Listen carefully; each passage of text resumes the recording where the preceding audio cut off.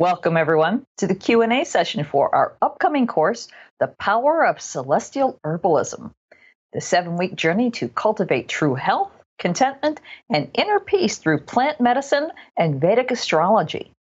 I'm Lisa Bonis, and I'm really looking forward to this Q&A conversation for the Shift Network, where we'll explore the teachings of Arjun Das and address questions about his upcoming 7-week course, The Power of Celestial Herbalism, which begins Wednesday, September 26th. And a little later, I'll explain how you can participate in the course, even if you can't attend the live sessions. But first, I want to introduce our guest. Arjun Das is an Ayurvedic practitioner and Panchakarma specialist, and the director and founder of Triguna Institute in Brazil. A certified Hatha yoga instructor and researcher of medical astrology, Arjun studies local herbs and their connection with Vedic astrology for health and meditation. The recipient of the 2009 Vagbhata Award for Excellence in Ayurvedic Teaching, he serves as a guest lecturer at major Indian conferences. He's been teaching Ayurvedic healing and herbology for more than 20 years, training both lay people and clinicians around the world. And in just a few minutes, we're going to open up for your questions. But first, I want to welcome Arjun Das. Welcome, Arjun. It is always a pleasure to talk with you. Thank you, Lisa. It's wonderful to be here again with you. I love you. Thank you. Yeah. The last time we spoke, I was just so fascinated with your work. So I'm really looking forward to our conversation.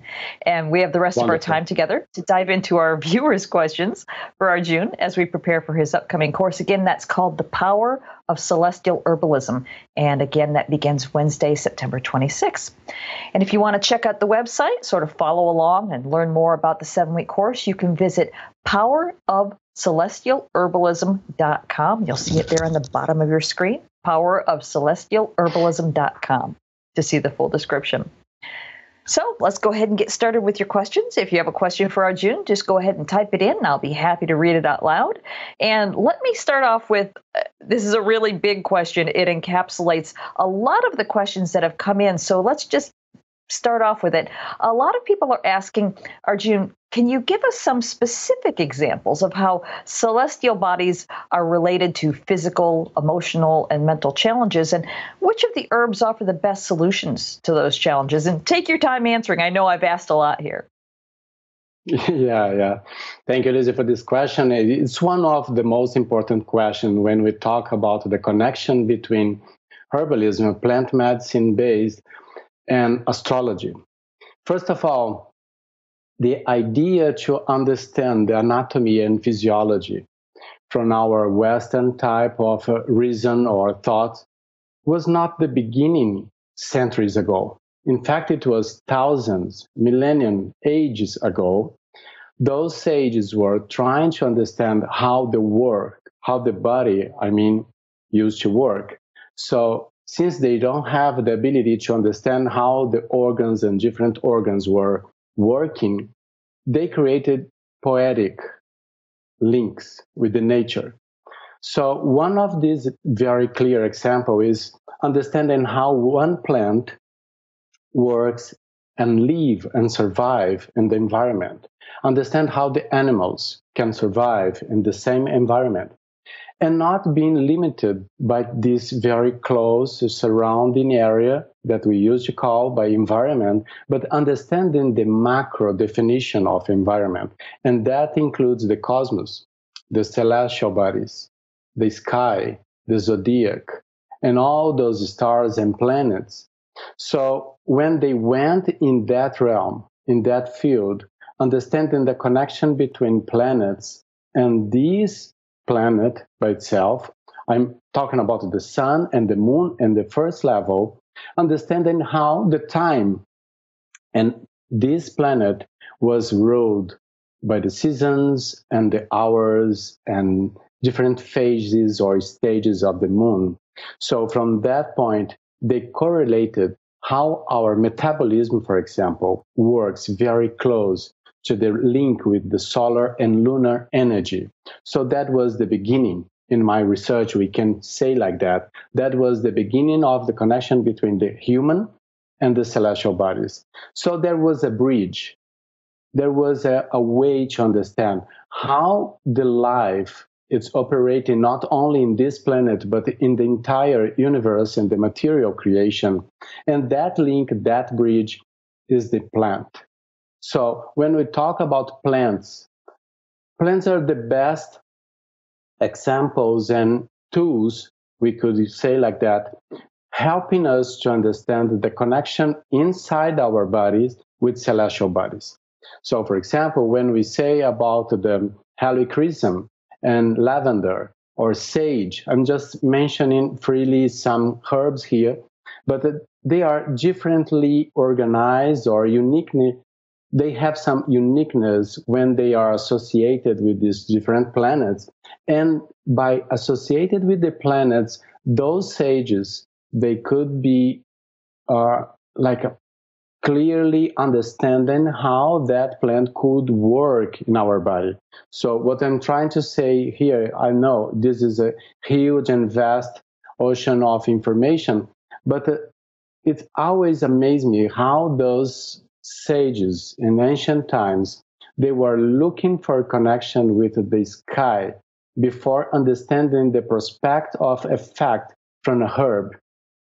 So before testing or experiencing some herbs, they first go to this table, creating a link, a direct link between herbs and planets and zodiac and constellations by assuming different qualities for those planets, by referring different qualities for those herbs, they could understand that this herb, it's very grown in this season. It's a kind of a plant that gives us some flower at night, and the smell is stronger in this part of the year. So that was, the beginning of creating this link. So this herb is closely related, for example, with Venus. So by understanding that, they created different forms or different approaches to say this herb is connected with Venus.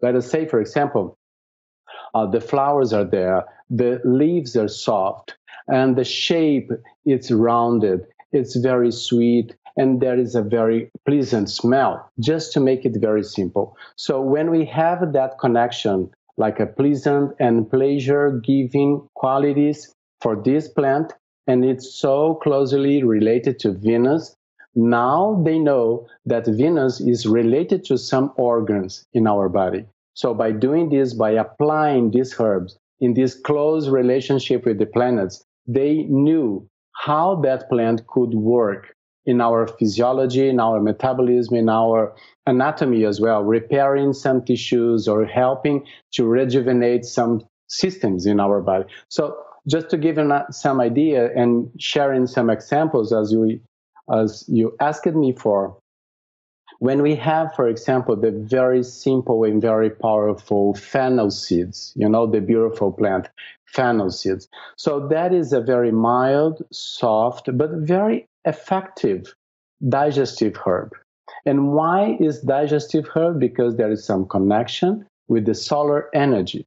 Solar energy, and just for your information, we are using here the Ayurvedic foundation. So we are using and applying the same principles from Ayurveda, like doshas and tissues and elements in our body. So in fennel seed, we have the combination of water and fire elements. For Ayurveda, this is the same as to say Pitta dosha. Pitta dosha is responsible for your digestion. So when we use that herb, it's good for your digestion. It's not anything like a super new for you, because fennel seeds are great for that. But just follow my point. How the men discovered that herb was great for digestion. So I'm just inviting you to come back, thousands of years ago and trying to be in that situation. What is this plant? And what is this for? I mean, what is the main benefit or effect for this plant?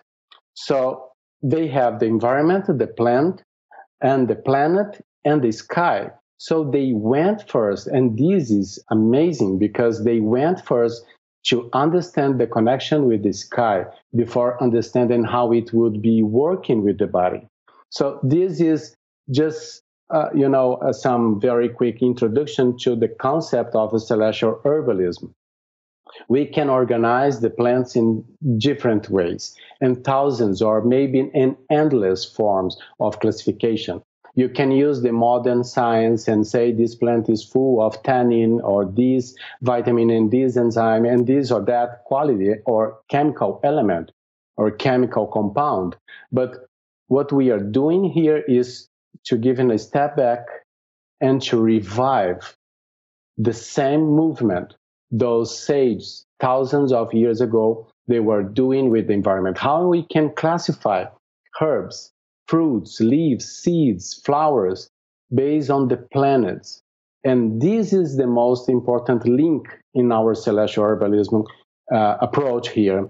When we go in this way, and we understand that this plant is related to that planet, and if you are familiar with the archetypes of the planets, when you know or when you are instructed to understand the planetary types and planetary vibrations and how those elements and how those planetary elements are linked to your challenges and difficulties in life and struggles, you are looking for something really deep, because we are not here to propose or to present an alternative way of healing.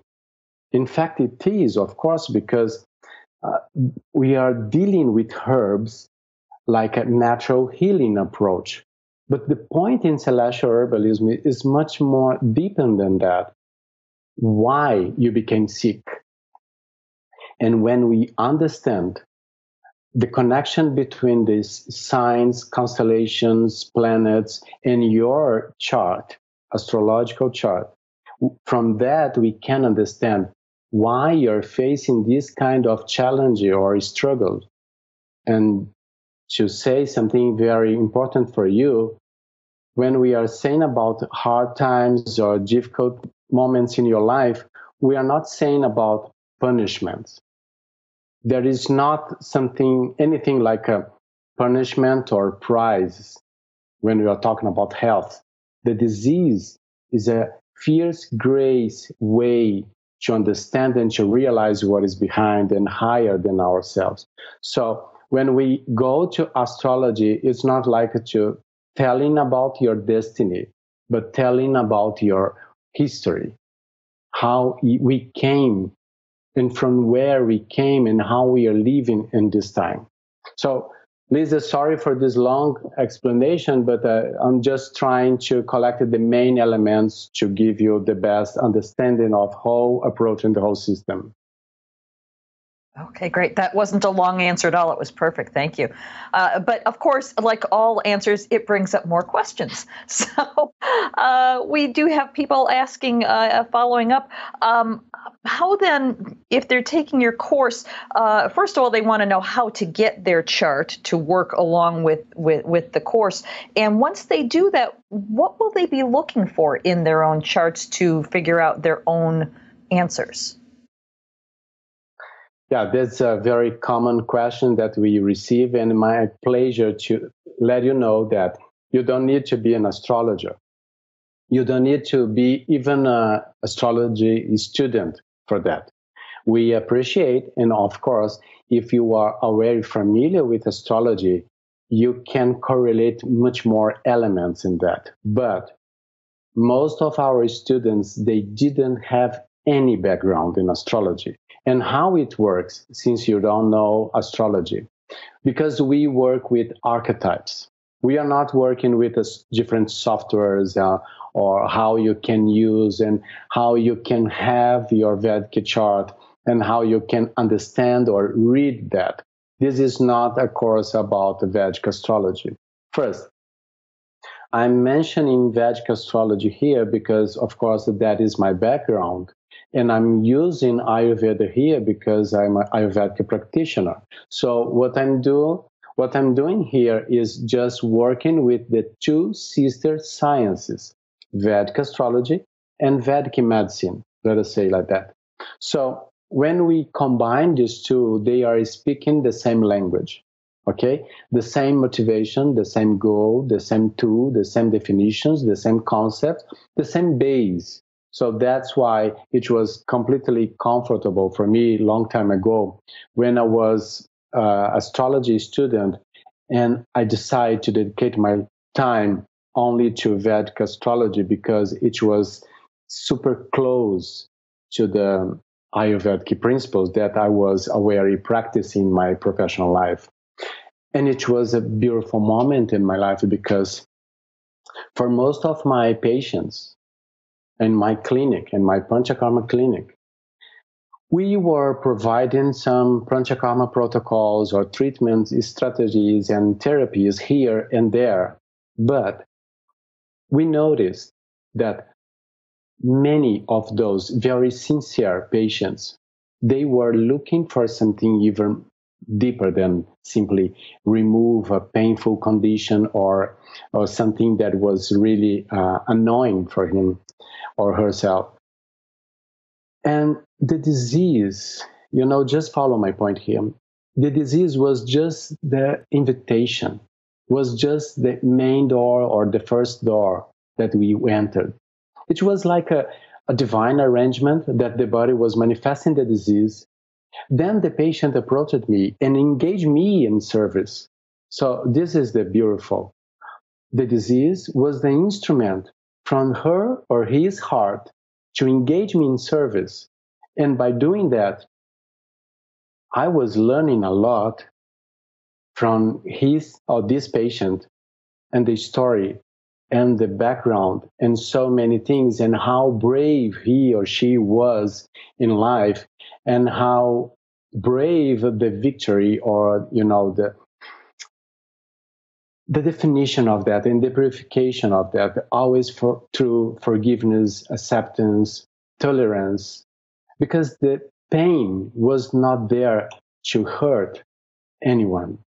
The pain was just shaking you from inside to say, okay, let us look from another perspective. And as I was telling, I was prescribing some herbs and compounds and diet and lifestyle and doing the panchakarma, that is the purification process, a deep purification process, by the way. And even after some time, the vitality was back. The eyes shining was there. The poetry in life was there. So naturally, that patient was not looking for anything like this is good for this complaint or this disease. The patient was looking for how I can become more aware of my spiritual journey.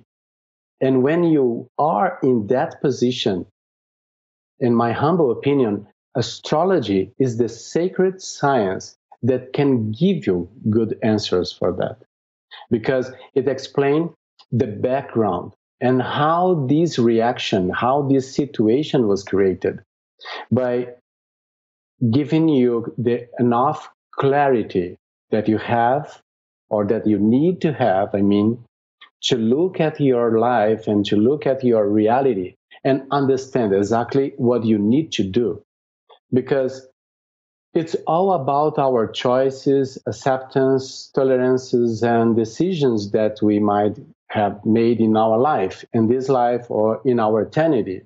So from the sake of the benefit of this moment, when we go through astrology, we are looking for a way to expand the consciousness, to bring clarity, to manifest the light in your life.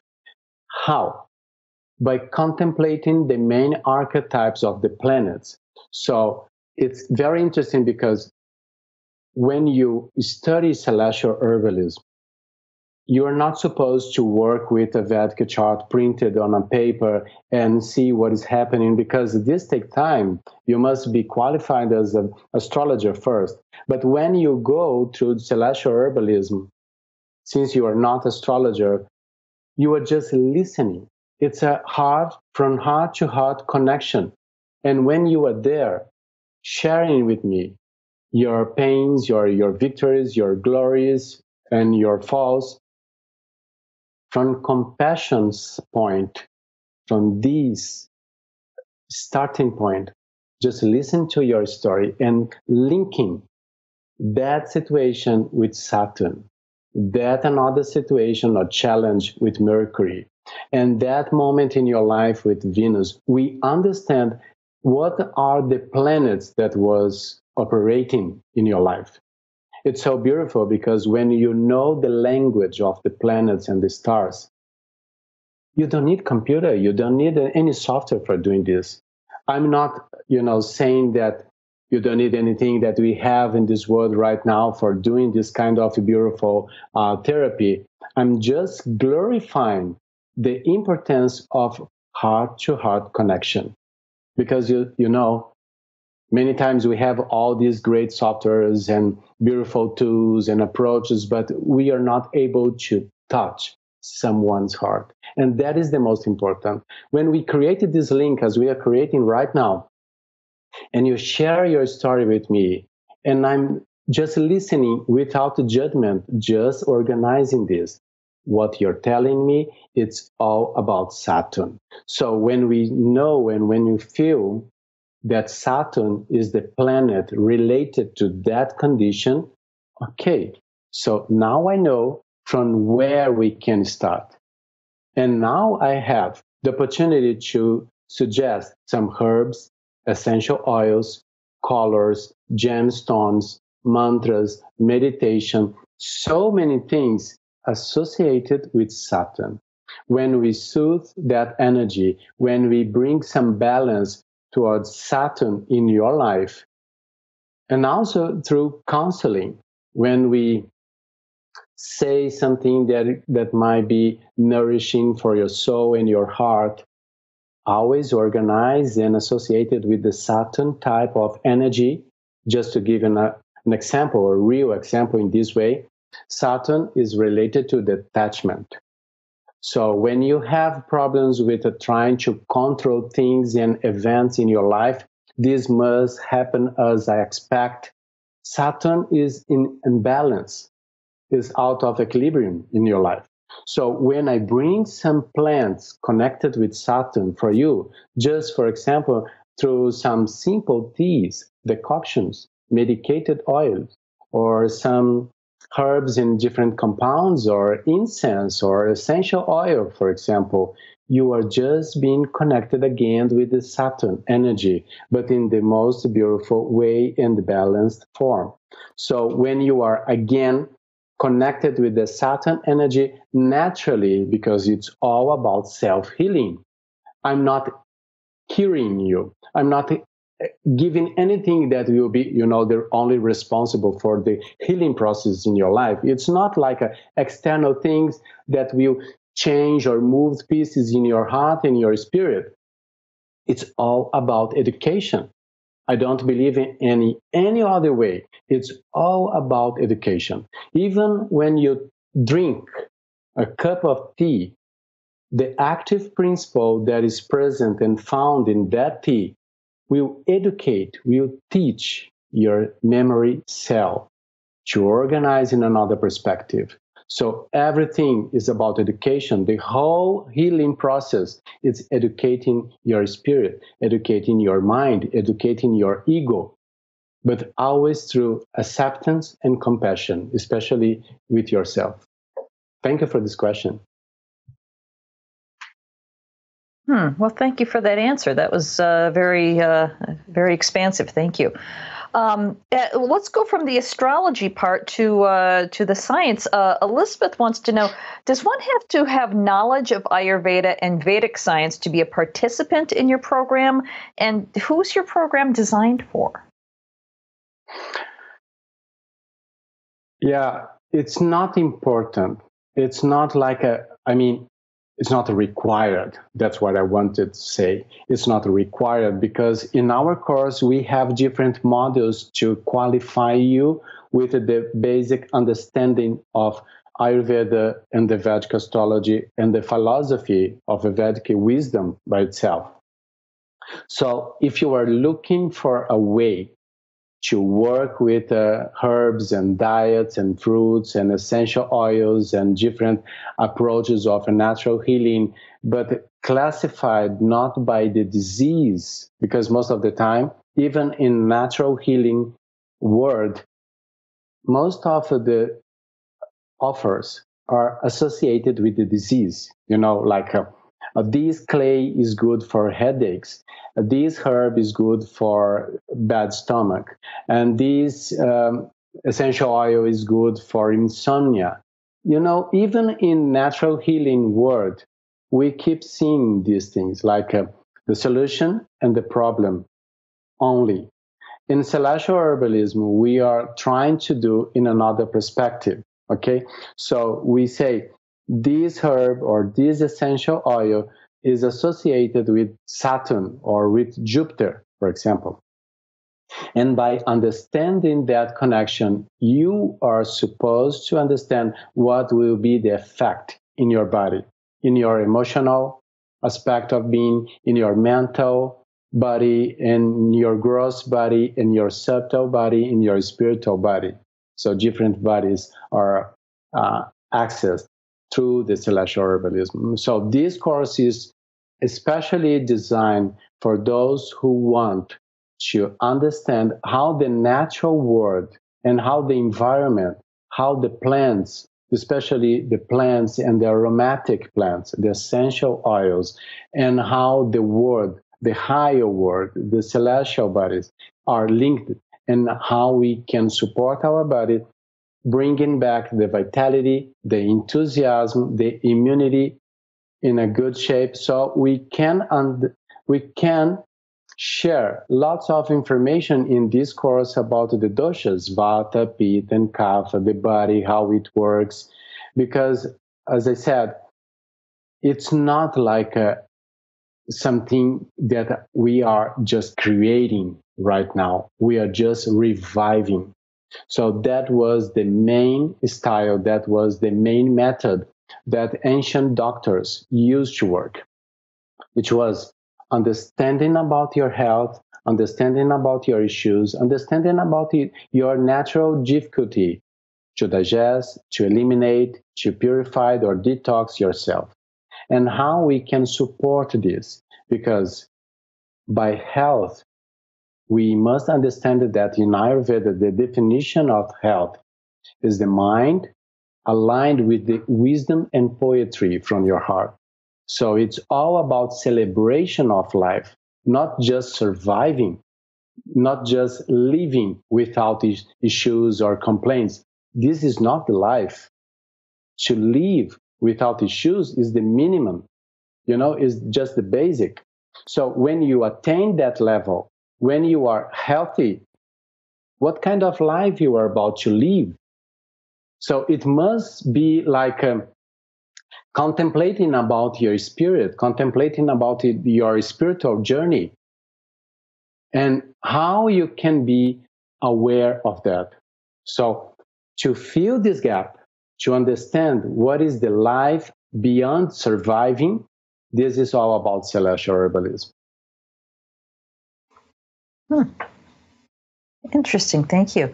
And for those of you just joining us, we're here with Arjun Das, learning about his upcoming course, The Power of Celestial Herbalism, and it begins Wednesday, September 26th. And you can log on to powerofcelestialherbalism.com for all the details and to register. So let's move from physical ailments, et cetera, into the more mental realm. People are asking about things like depression or autism.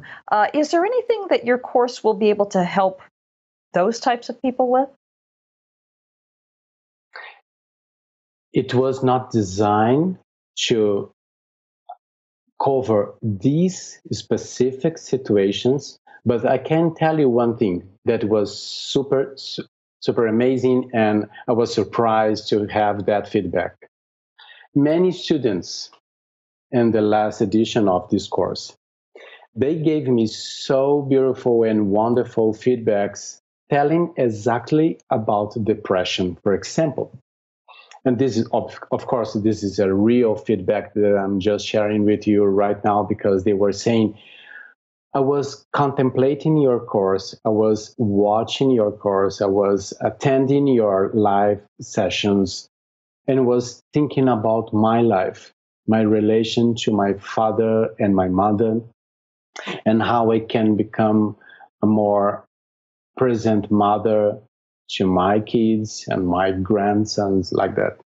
So it was so beautiful because the course was intended to provide as much as we can share of information about what is health, what is the spiritual life, what is this spiritual journey, and how we can contemplate the herbs and the plants in a way to support our life, to make it even more, with more clarity, as we have discussed so far. But when we came to talk about depression, because this has to be a very common topic. I have seen this in many lectures and workshops that I have offered. So the depression is something really common this time. And when we are talking about the perspective from astrology over depression, just to give this example, it's so beautiful because this is the most important time in your spiritual life when your mind and your ego and your spirit are just trying to break everything down, just like unlock the chains and release yourself for the best expression of your being. So I have so much respect for the depression and for those patients who are struggling with depression, because every time I approach my patients, and most of the time they are coming from the doctor with this diagnosis, and they are saying, okay, I'm here because I have struggled with depression so far. And every time we look into that in detail, just listen to their story, it's a beautiful, like a hero journey, how the spirit, is looking here and there for a way to satisfy the info and to fulfill the purpose in life. So every time I meet or I see some patient in depression, I know in my heart this is his or her opportunity to understand this from, a wide way or from a broader perspective, because this is the grace manifesting. I'm not just trying to say polite words or poetical words about depression, because I know, and as I said, I respect the pain of those who are suffering with depression. But there is a calm after this storm. And in that calm, we are looking about how your sun is in your chart. Because in my research, the connection between the sun and the moon in your Vedic chart explain how strong or how weak you can help yourself in the mental aspect of being, and how we can correlate with the Saturn. So we just need to understand 3 points here: Saturn, the moon, and the soul, and the sun, I mean. So the moon is all about the mind. The sun is related to your soul. So depression is just a bad alignment between these 2 points. When we have any kind of a shadow effect working on that, and by saying this, we are talking about the eclipses and especially Saturn. So when we know there is a Saturn involvement in that, we understand first, this is a temporary thing. So how we can understand depression as being just a flow, a huge wave, but trying to awake you, not to suppress you, not to destroy you. So this is very important to feed the faith and to support the person. And okay, so this is a concept, I admit, and how we can work with this concept in the practical aspect of it.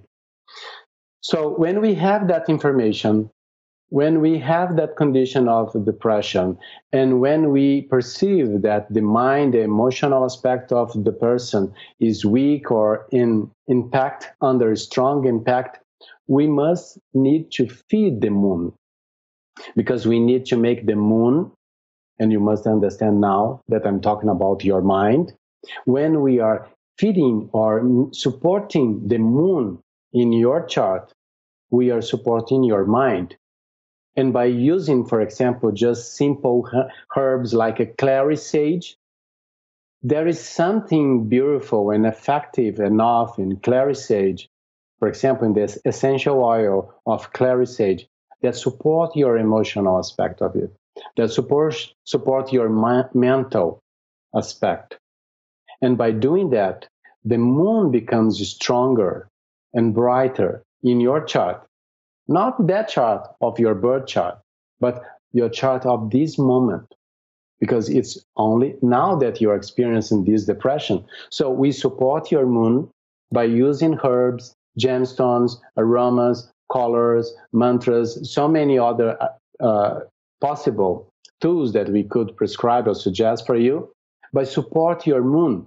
By doing that, the Saturn comes not as you thought before, to punish you, but to teach you about tolerance, detachment, acceptance of the time, and let it go. So Saturn comes not as a bad boy in astrology. In fact, in my humble opinion, Saturn is the most important planet in astrology, especially for us and this planet, because Saturn is the main teacher of discipline, acceptance, compassion, and forgiveness. So every time we are struggling with the time related things, like I don't accept what the kind of life that I'm living right now. I don't accept the kind of relationship that I'm between right now. So the Saturn comes and try to teach you how you must understand or purify that situation, but always through education. So that's the magic and the power of Saturn in our life. So just to give us some example about this depression. Thank you. This is another great question. Wow, and a great answer. Thank you for that. This goes so much deeper than I think our viewers expected. This is good stuff. We've got a question here on a completely different topic. It's an anonymous question that asks, do you follow the moon cycles in planting plants, whether seeds or transplanting or sprouting seeds? Do astrological cycles have anything to do with planting? Yeah, it's all about the moon. So all my students in celestial herbalism and the other courses and workshops that I have given, I always start with this expression. We are here to understand, to study, and to learn more and more about the moon. So in Sanskrit, Chandra. So Chandra is a kind of divine aspect of our eternity. Okay, so when we use the Chandra or the moon energy, each stage or each cycle of the moon, like the lunar day, we are not only talking about the full moon, new moon, waxing or waning. We are talking about each one of the days. So in India, in the Vedic astrology, this is called nakshatras. So we have one specific special day for the moon. So today the moon is in this nakshatra. Tomorrow the moon will be in another nakshatra. We have a span of 27, a range of 27 different nakshatras.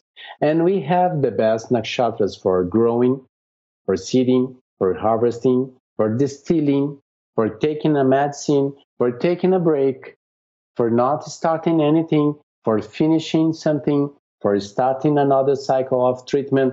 So in Vedic astrology, we are educated to follow this lunar calendar. What will be the best day for you to start a treatment? What will be the best day for you to drink this herb decoction or tea. So it's all about aligning the perfect combination of herb, intention, and celestial cycle. So this, of course, we use a lot the energy of the moon. Okay, great. Thank you.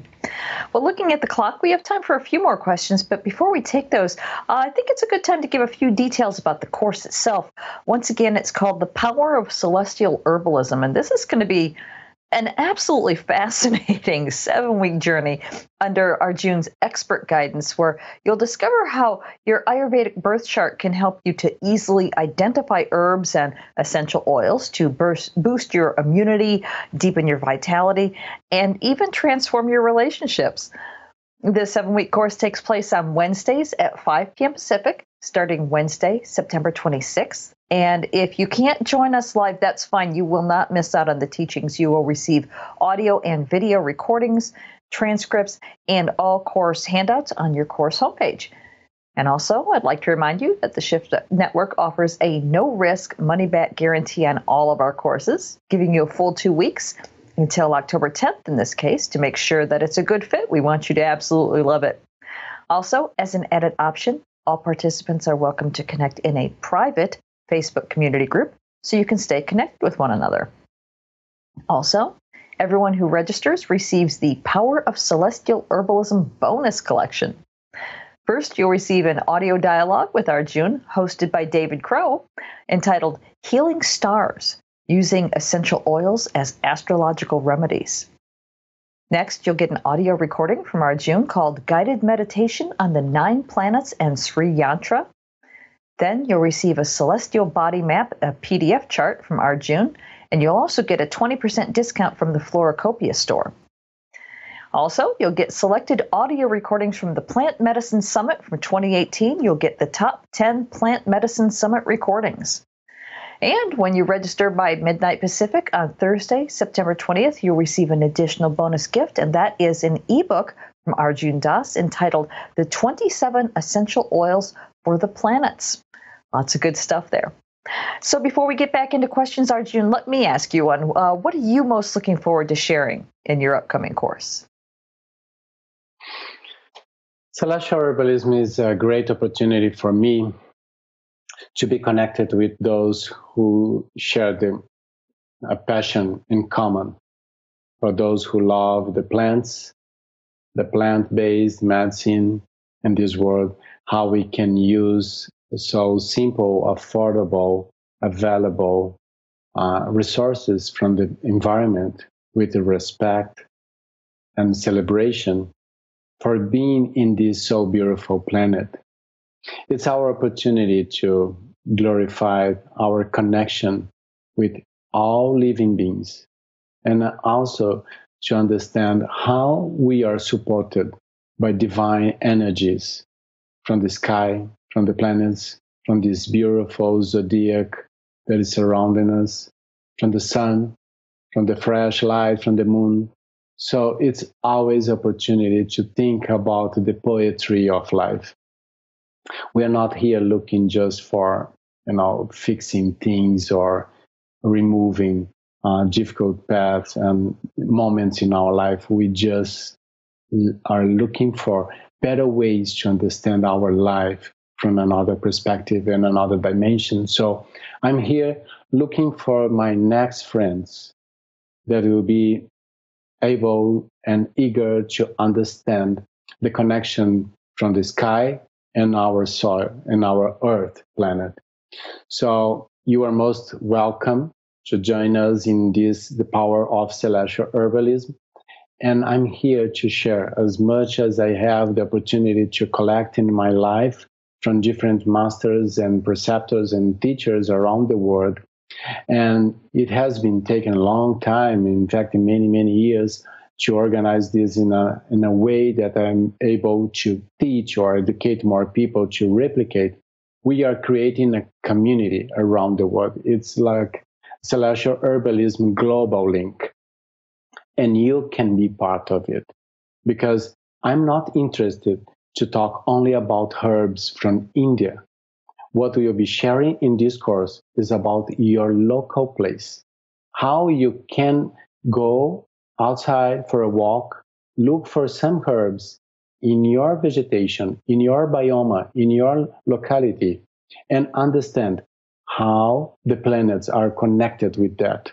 So I think this is the most respectful approach from the environment, understanding the limitations and the difficulties that we have right now, like importing or exporting resources in the globe right now. So the point is, learn from the celestial herbalism how you can classify, organize, identify your herbs around your house, around your place, because they are there, because you are there as well. So the herbs around you have the same intelligence, and they provide the best compounds that your body needs. So there is no point to look for magic or best herbs and usually very costly herbs around the world, from Brazil to your place or from India to your place. Start working with the Mother Nature gave you freely, and probably is in your backyard. So welcome. Come and let us study together. Let us learn together. All right, beautiful. Thank you for that. Well, let's get back into some questions. Let's take some general types of questions here. For example, Molly wants to know, what are your views on the doctrine of signatures, which states that herbs resembling various parts of the body can be used by herbalists to treat ailments of those body parts? Yeah, I appreciate that, because this is not something new. This was revealed long time ago, at least in the Paracelsus work, and so many other doctors in India, they did the same. Also, Nicholas Culpeper in England, they also used to work with the same concept. And it's beautiful because it's like the plants and the herbs are just mirroring your body, just reflecting your body. So this is a kind of a grace and compassion from the Mother Earth, the Mother Nature, telling us this is a signature. This herb has a very close connection with your body. So by saying that, we are about to assume that those herbs came to life only to serve you. It's not like that, because there is a esoterical approach about the shape, the dimensions, the size, the form, the color. But it's from your perspective that you look in that plant and find some signatures related to different parts of your body or organs in your body. So in my opinion, what is happening here is that plant activated something in our inside to look outside and feel and find that we all are the same. We are in the same level, in the same energy, in the same unity, in the same ocean. So what I'm trying to say here is, some herbs just call us to see, hey, look at here. And that moment, you are able to find some very good connections with your body. So I think there is a dance around us. So all the planets are activating aspects of herbs and activating your vision to find in your moment in your life that thing. So for example, 5,000 years ago, ashwagandha, that is a very classic herb in Ayurveda, most of the doctors describe that in a way like resembling parts of our body. The roots had this smell or that smell. For example, in that time, they said ashwagandha root smell as a horse. So that's why ashwa in Sanskrit means horse. And not only in your body, but the connection between different herbs with the different parts of living beings and animals and flowers and sky. So some flowers has the same shape of a waning moon, for example. Oh, this flower looks like a beautiful sunlight, you know. So different herbs are telling you how you can glorify aspect of the eternity by itself. So I appreciate and I respect the concept of signatures. We use this in the celestial herbalism. This is not my main field of work in the celestial herbalism. We are working with more qualities from behind, like what is this is square, this is a round one, this is a sharp pointed, this is a spicy or sweet, and we use this quality to understand, okay, so the energy associated with this herb is this planet, and by doing this we have another page telling us about, okay, so this planet is related with these organs and these body parts. So this is how those sages in India, for example, they used to work with signatures between plants and our body parts. Okay, thank you. Again, let's change the subject. We've got people asking about doshas specifically. Will the course help people to discover what dosha they are and how to work with that? Will that even play a part? And Margaret's even asking, can your dosha change as you age? Yeah, since dosha is the foundation of this course, because we are working with Ayurveda to support the idea of how these plants and how those planets will work or be linked to your body. So, of course, I need to endorse my thoughts and endorse my ideas using something substantial or at least really strong in the tradition. So we are using the Ayurveda, we are using the dosha concept, not only concept, but to support and to become the pillars of this celestial herbalism in action. So when we say, okay, we have, for example, Sun, Mars, and Ketu. What are in common? These are three different planets. These are three unique planets with different emotions or archetypes associated. But there is one thing in common. They are Pitta type. They are Pitta dosha planets. When we use herbs associated with Mars, Ketu, and Sun, we are bringing more of Pitta to your body. So this is a way to heat your body or to warm your body. This is one aspect. Of course, we will discuss about the doshas and how they work, and we will be more ideal, like a questionnaires to support your understanding and get a better idea of how is your dosha. But again, to have a real and effective determination of your dosha, you must look for a professional. Okay, it's not by just answering some questions, and doesn't matter if it's 10 questions or 1,000 questions. Nobody knows you better than you.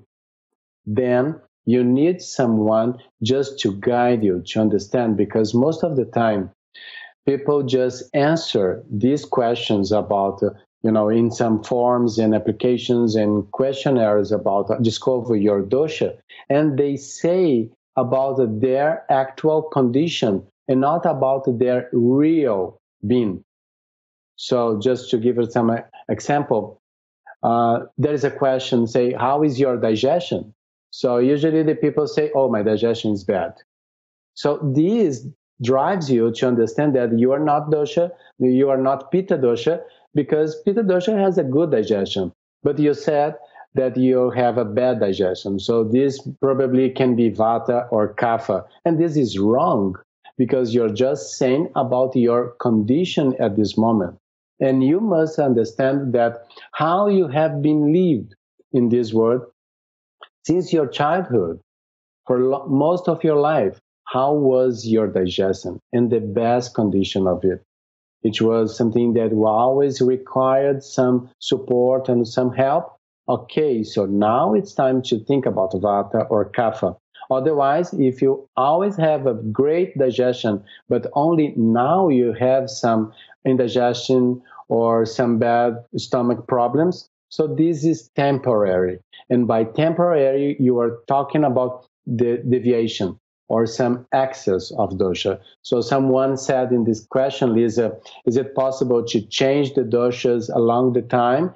It is, but most of the time, This change is a temporary change. Like you have your Ayurvedic DNA, like your main dosha. You're Pitta, you'll be Pitta. That is your body. Like the cedar tree cannot be a coconut tree. That kind of change is not possible. So this is in Ayurveda is called your primary dosha.